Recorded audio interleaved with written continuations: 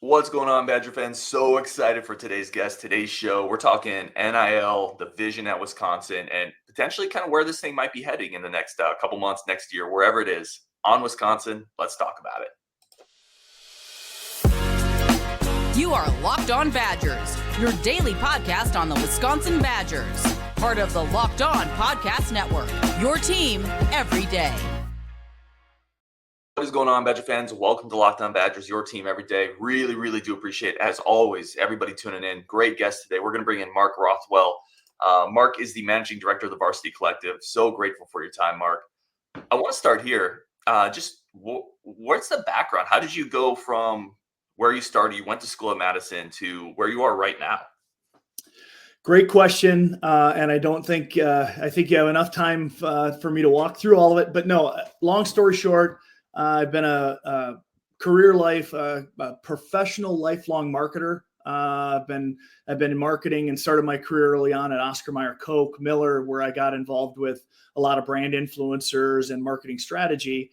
And then family moved back to the Midwest, and I've switched over into retail and some other places, which led me to contacting or getting contacted by the original, how would I say, the classic three donors that came up and were looking to start the NIL and stand up a collective. And so the three donors that were responsible for that is Paul Reicha, Rob Master, and Ted Kellner, whose name is synonymous with UW Athletics and donation. And Rob Master and I kind of have very similar paths. We're both 20 plus marketers. He was at Unilever. And he was in New York, and we got connected in December. We talked about, hey, there's a need for having somebody on the ground and be able to do the general manager role in Madison. And then it went from there. So I've been with the collective since January, and it has been changing. It's dynamic. It's all the things that I've had when I was a product manager or VP of product, just moving and shaking on all the changes, and it's exciting. What were those? I'm very curious about this. And by the way, like I say this with the guests I get on that I'm really excited about. I'll run out of time before I run out of questions. But what were those very initial conversations like?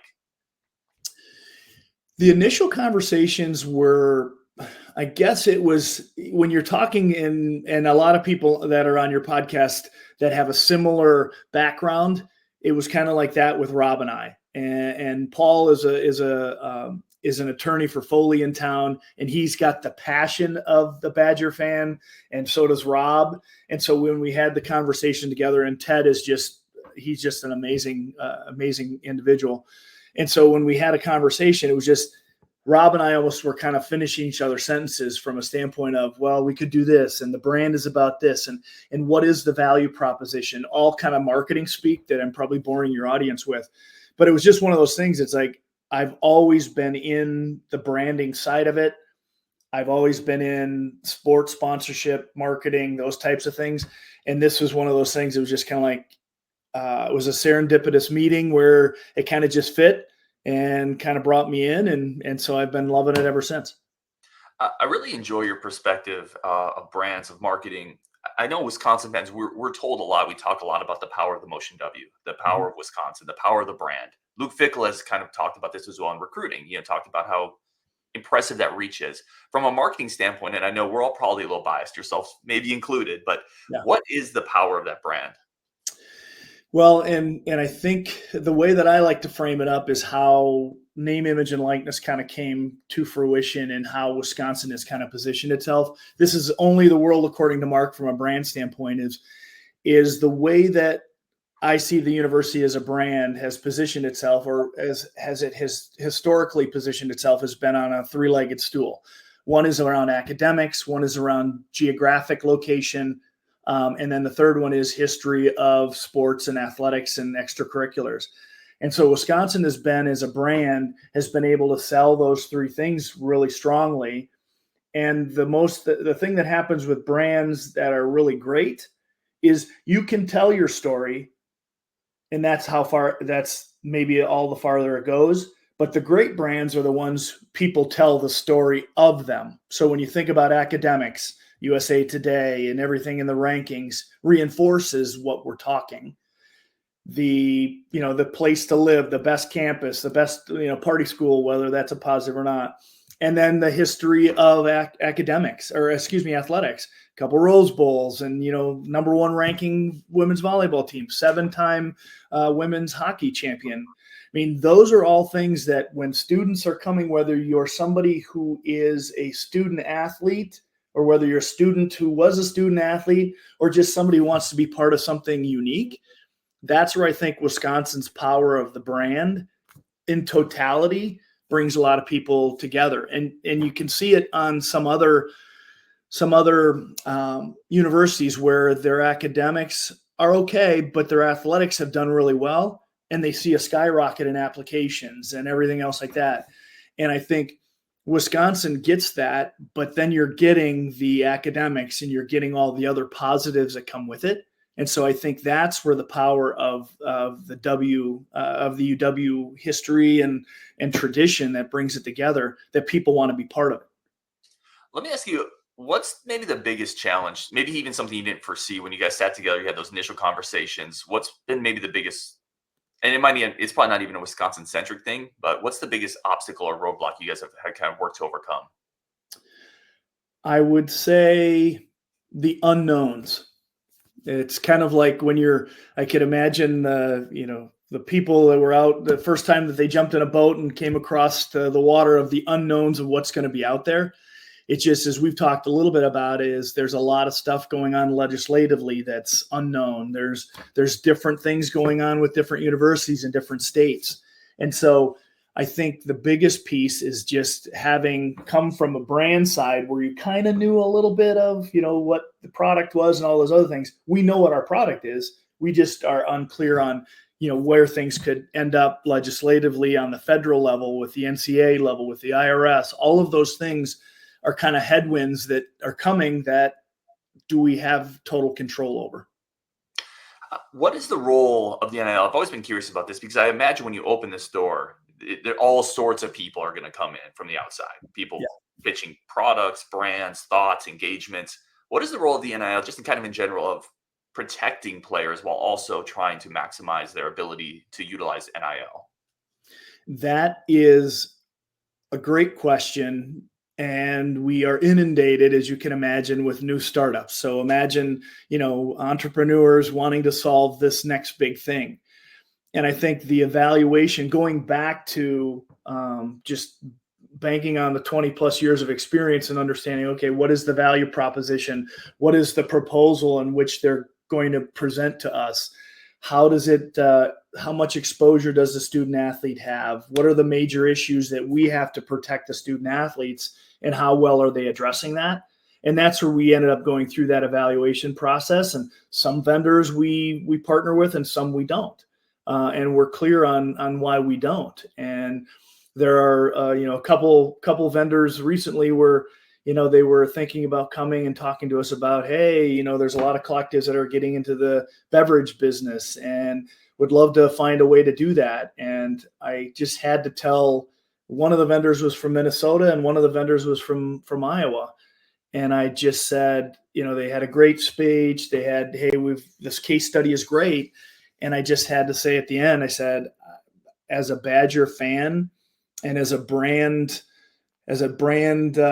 professional, I can't go forward and put out a product that has the Varsity Collective, but is brewed or produced in Minnesota and Iowa.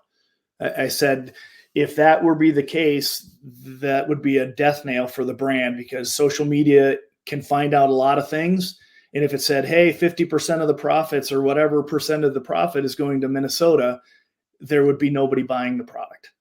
Right. That's an awesome little anecdote. I never even would have thought of that. I guess all type of boats are out because of PJ Fleck. You can't do any type of, okay.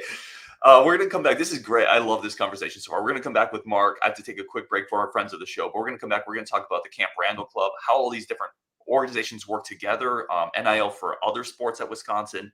So many things to talk about on today's show with Mark Rothwell. But first, a quick break for our friends of the show over at Bird Dogs. And Bird Dogs, again, I've talked about it a ton. Bird Dogs are my absolute favorite piece of clothing, because for longtime listeners of the show, they know I work from home. I kind of struggle at times going out and dressing like an adult, right? The professional guy. Bird Dogs allow me to go get my breakfast burrito, my coffee, go to the basketball game, take my kid to a Lego convention, and still kind of look like I know what I'm doing professionally as an adult, dressing comfortably. They give me the best of both worlds. I can dress with the comfort of the basketball shorts that my wife absolutely abhors, but I get the style and the fashion of a professional male adult. And that's why I love my Bird Dogs. I never take them off. Comfortable, stylish, incredible. They also have hats, glasses, drinkware. They are incredible. And the best part of my day is putting on my Bird Dogs in the morning.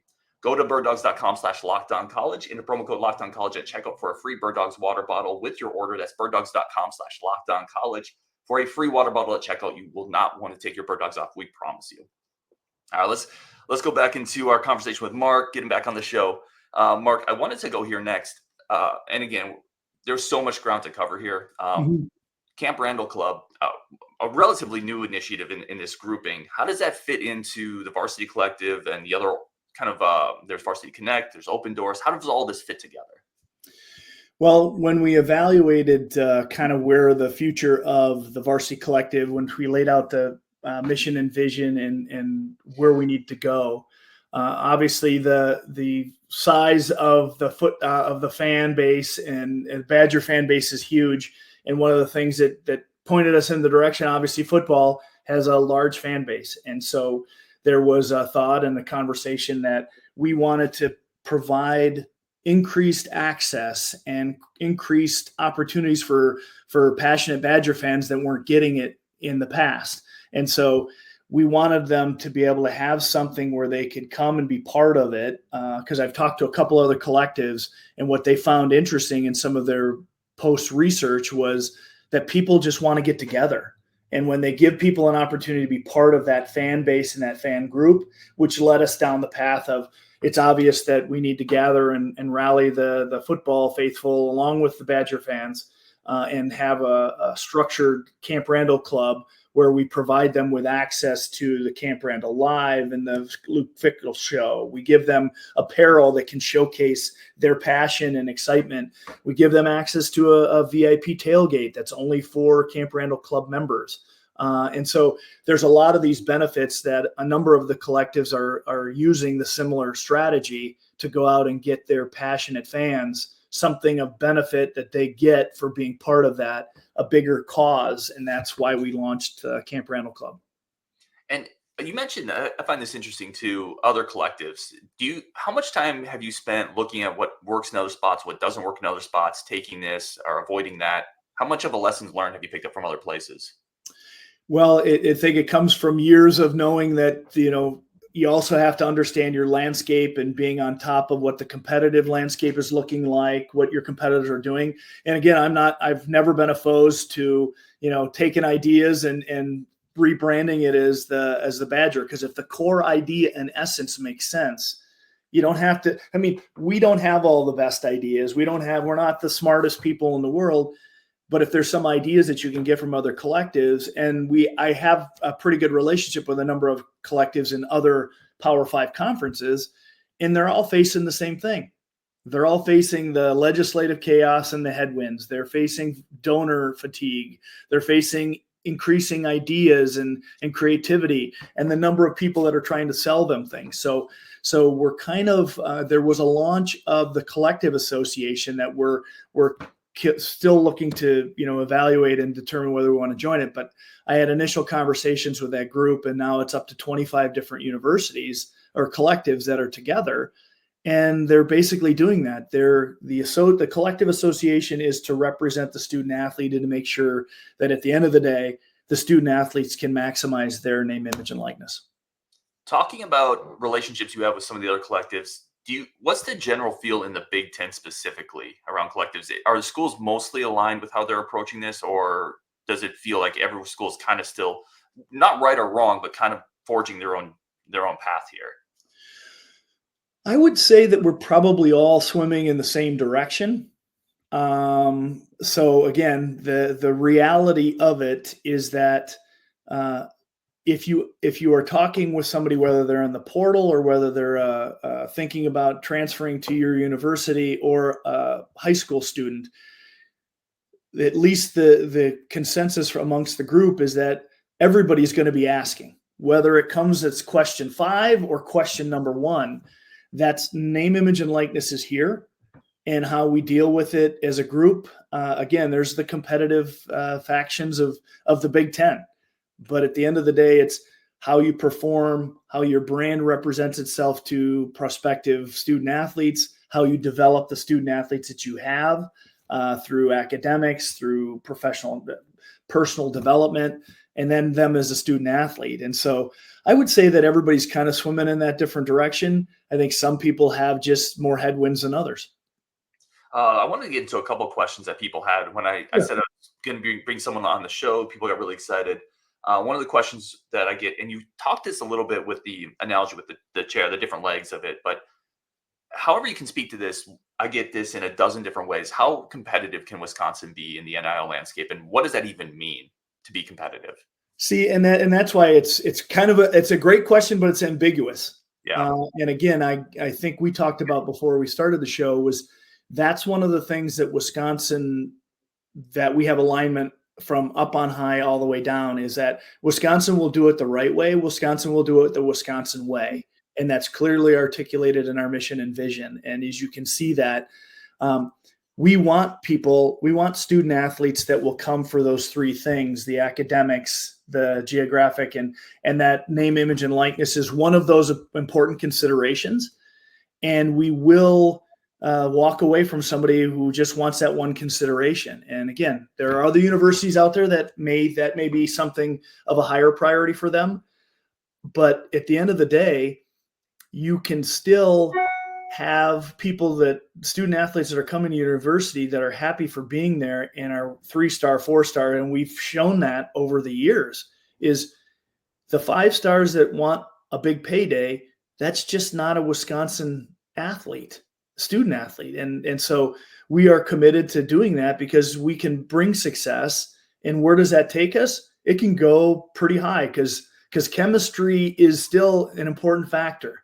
I mean, you can watch it on Sunday when you get professionals and who gets paid more. And I think that sentiment may have some impact in some of the locker rooms that you'll see. And you've probably seen it in some news articles of people leaving, or this kid's at its 4th school. Yeah, I think the chemistry thing is one of the questions everybody had when NIL started years ago being rolled out. How is that going to play out in a locker room? How is that maybe the most difficult challenge, do you think, for a coaching staff to kind of navigate? And I don't want to put you on a spot to have to speak for other people, but I think everyone kind of wonders, we all know a quarterback gets more opportunities than a backup guard, for example, just to throw out obvious things here. How is that challenge navigated, do you think? And I think in conversations that I've had is that it just has changed the dynamic. I mean, being a coach historically has always been a challenge just from the number of hours you have to spend proactively engaging your team, competitive set, all that stuff.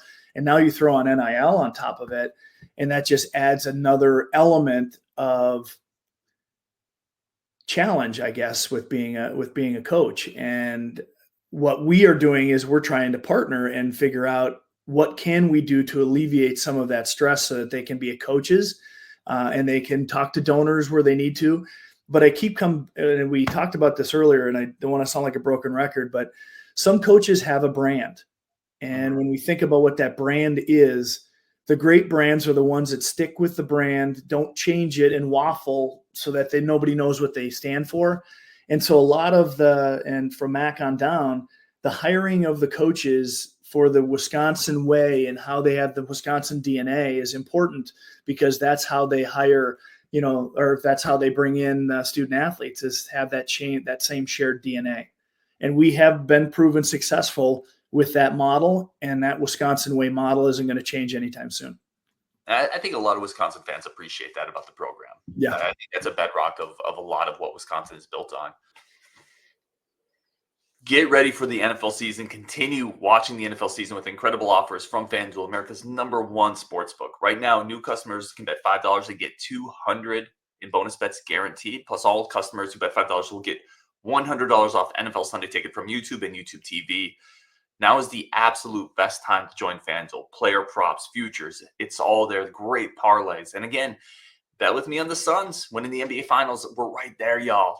I don't know why I'm saying y'all. Nobody out there is actually a Suns fan except me, except for, well, me and Ryan. Ryan Eilers on the Discord. But listen, if you want to make some money, people are a fan of making money. Phoenix Suns, Braves, Niners, lock them up, parlay them, championships. Let's go on FanDuel, America's #1 sports book. Visit FanDuel.com/lockedon and kick off the NFL season with an offer you don't want to miss. FanDuel, the official partner of the NFL. I wanted to ask you this, and again, so many ways I could go, but I wanted to ask about some of the other sports. We talk so much about football, obviously Camp Randall Club, basketball is obviously a huge sport at Wisconsin, but women's volleyball, women's basketball, extending it to hockey, all these other sports. How do they fit into the NIL landscape at Wisconsin? That's part of the conversation. I know that we're talking about with the launch of the Camp Randall Club with football, and basketball has its own kind of booster club. And so we've had conversations where, hey, that if there are specific donors or fans that want to, support a specific sport, then we should have that avenue for them to do the same thing that they're doing for football, same thing they're doing for basketball, and provide them. It just comes down to resources of people. You can imagine running a booster club and that stuff. There's a lot of resources that are required, and we want to make sure that the majority of the money that is coming into the Varsity Collective is actually going to the student athletes in the form of name, image, and likeness, and not over to fund administrative support and all these other things that take away from that. And so those are the things that are definitely part of the consideration set, because there are other sports that are doing amazing. And finding support for the coach and the staff and the players that are there, that's part of our goal as well. Well, and then I had this question as well, and you talked before the show how it may need to be rephrased, and I want to just kind of ping you on that as well. I had the question from our subtext: what does a 1 year, 3 year, 5 year kind of plan look like for this? But as you mentioned, there's so many unknowns. It might make more sense to say what's a 1 month, 3 month, 6 month plan look like. Yeah. And I think it goes back to the original conversation which we had, is they call it the Wild Wild West for a reason, because of all of those environmental things that are some out of your control, some are in your control with how you run your collectives. But there is a lot of stuff that could change the landscape overnight based on what's happening legislatively. What does the NCAA do? The IRS comes out with a different ruling. Those are things that are outside of our control. And so when we as a visioning group is trying to figure out, let's control the controllables, and let's figure out what can we do to make sure that our student athletes, when they come here, they are excited about coming here. We develop them when they get here on and off the field, so that when they leave, then they have the same passion that you and I have as previous Badger fans, even though we didn't play sports here, that there are people who during their 4 or 5 years here on campus, they go out and become Badgers, and that means something. And that's kind of what the Wisconsin way, I keep coming back to that brand proposition of, we'll do it the Wisconsin way. And the people who want to come with us, we will be successful doing it that way, because we've had success in the past. At a very high level, because a lot of people probably don't follow legislation, state rule, local rules, school rules, and nor should they with this, because you lose your mind. Right. What, at a very high level, what is being discussed at the legislative level with NIL?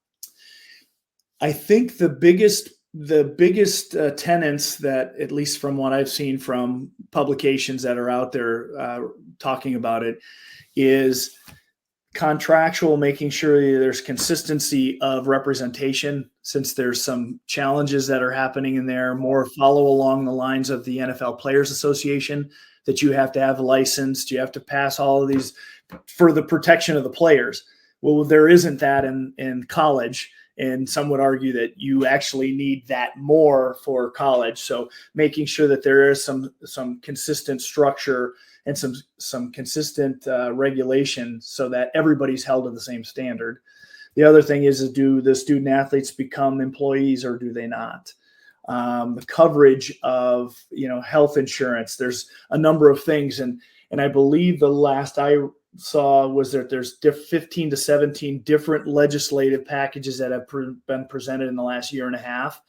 And none of them have moved forward because there may be one element that somebody wants that they put into the legislative package, but they don't like the other 8. So it's our federal government times 10. When you see when a rule gets or law gets passed, it has a whole bunch of other stuff that was added because they wanted to get the votes. And there's one, Tommy Tuberville is one of, I think he's a congressman from Alabama, and one of their elements was that you had to be at the university for a minimum of 3 years before you could enter the portal. That, I think, may have been a stopper for many people, just because the student athletes is like, I want to have that flexibility. Coaches don't have to, all these other things. So again, I think that there's a lot. And now what I've read is heading into a political year, the likelihood that name, image, and likeness legislation gets moved onto the front burner, there's questions about that. So then we may be here a year from now and have a new president or have the same president and still haven't solved the NIL challenges. So you're gonna have many busy nights coming up ahead. Yeah, it's busy just because, and that would help. But at the end of the day, there still is, when you have limited resources, there's still a lot of opportunities. People are asking questions. You got this, you got new sports coming on. So that in itself, controlling our controllables is going to be crazy. And then the stuff that shakes out above, if we can have a voice in that and be part of the collective association, we will. And so we're looking forward to what the future comes. A couple more really quick questions here. And again, very, very appreciative of your time. No more subtext as well. Strategic partnerships you may or may not be able to speak to this much. Do you foresee any new strategic partnerships coming towards the NIL, the collective? Is that something you're seeking out, or do people more come to you? I think it's a blend of both. I think having been on the brand side for the majority of my career, a lot of brands are looking for credible voices, and that's where brand influencers come into play. And I think that a lot of brands are looking and evaluating and saying, all right, is there somebody that I can connect with nationally? Is there somebody I can connect in some of the stronger markets where I'm looking to go? So they take a very strategic viewpoint and then go in and say, all right, if I'm looking to grow XYZ product in the state of Wisconsin, are there student athletes that I can use as brand ambassadors to come out and talk about my product? Not only because they have a great following to try and reach that Gen Z or that millennial audience, that those are important considerations as brands start to do that. So I see a lot more progression that way. I mean, we're seeing local brands that are considering, leveraging some of the 800 student athletes that we have available. And there are some national brands that have come in and talked to a couple regarding part of a bigger campaign. And so I think that momentum will continue to gain more and more strength. The thing that everybody has to be aware of is at the end of the day, these are for-profit companies generally, and they will evaluate it based on what was the success metrics and did we deliver or did we not. And whether they want to be, a partner with some student athlete, if it doesn't perform, they just out of need to drive their business, they can't come back and they'll look for something else. So again, it's that balance back and forth on working with the brands to make sure that we can position our 800 student athletes in a way that helps them deliver their goal and ultimately delivers a win-win-win scenario for the brand, the student athlete, and for the Varsity Collective mission. You mentioned they obviously have their metrics. Do you have metrics on your side to try to determine, was this a successful partnership for player X? Was this something that we would like to continue? Yes. More often than not, just a successful execution for the student athletes and giving them a voice. We talked a little bit about the Badger Charity Challenge and being able to share something that's important to them. And so it is one of those things that we continue to work with them to try and figure out. And we also talk to our charitable partners. So we have them do an application process. We give them a net promoter score after an engagement with student athletes. And so we use that as our tracker. And that's really important because we want to be able to tell an individual story. So our brand will be successful on the number of really engaging and compelling stories, regardless of who it is, that can talk about, hey, I partnered with the Boys and Girls Club. We saw them, drive, donations for this student athlete, and they all talk positively about it. That's story one. And there could be 1,000 of those stories that donors want to hear, that their money is going in an actuality to help charitable organizations deliver, or help a brand that's trying to promote it and get a Badger student athlete out in the forefront, so I can feel good that I'm a Badger alum. Let me ask you about that. And this is something we talked about before the show a little bit. Donor fatigue, and you use that term. That's a better term than I had written down. Is that kind of a part of a way to combat that, is to show them tangible stories and the impact of this is the result of it? It's not just money going into a pot and you never see anything. Right. Well, and it's very similar. The Varsity Collective and all the organizations are not any different than a startup organization that has two people, the guy who created the idea and a finance person. It's about, what does your brand stand for? And is it a compelling point of difference? Then coming out and teasing out those features and benefits of why that value proposition makes sense. And then bringing proof points, which proof points tend to be whether it's testimonials or whether it's something else. And once you create that, then it's being able to get through the clutter and the scale to be able to tell that story in a very direct fashion. And I think we have the ear of Badger fans and Badger faithful. I think we could do a better job of really telling the story of what is the Varsity Collective, the mission, vision, here's what it is, and then bring those fact-based stories of, here is what we have done with your dollars, to not only help the organizations we're partnering with, help develop and make that Badger student athlete a better person when they graduate. And our storytelling is just something that's a continual thing, since the average consumer, I think the last I saw was 7,000 to 10,000 messages a day. That's crazy. So we face the same thing everybody else faces. I want to finish up here, and it's really just giving you the floor. If there was anything, I know you mentioned the Badger Charity Challenge, if there's anything that you would like to take a second to promote, or any part of this that you want to talk to Badger fans directly about. Yeah. I guess the one thing is there's a lot of storytelling that's out in the marketplace that may be true or may not be true. And I would challenge everybody to do the research and understand what it is when you hear that so-and-so got $15 million. And there's a lot of that out there that I think gives sometimes name, image, and likeness, moves it off what its intent was to be able to provide student athletes an opportunity to benefit from their name, image, and likeness. So I would like to first off say thanks for everybody that has donated to the cause, whether it's through buying tickets, merchandise, support of the Varsity Collective, or other things, because that's the thing that makes me the proudest of being a Badger, is that when you need to move, there's a lot of the strengthened community, the Badger community, that will bring that. And the more momentum we continue to move, the more championships we can continue to celebrate as a group. So those are the things that will it look like this in 6 months? Who knows? I think we will be a constant foundation of the Wisconsin way. And I think it's everybody that's on your podcast, anybody that's a Badger fan, can feel proud of the Varsity Collective and what we're trying to do in partnership with the UW and the 800 student athletes.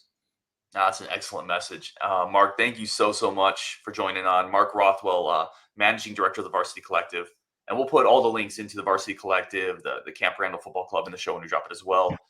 Thank you so much. This was awesome. And again, I have a million more questions. So maybe at some point we could do it again. Sounds good. I'm around. Thank you so much, Mark. On Wisconsin. On Wisconsin, and we'll talk tomorrow.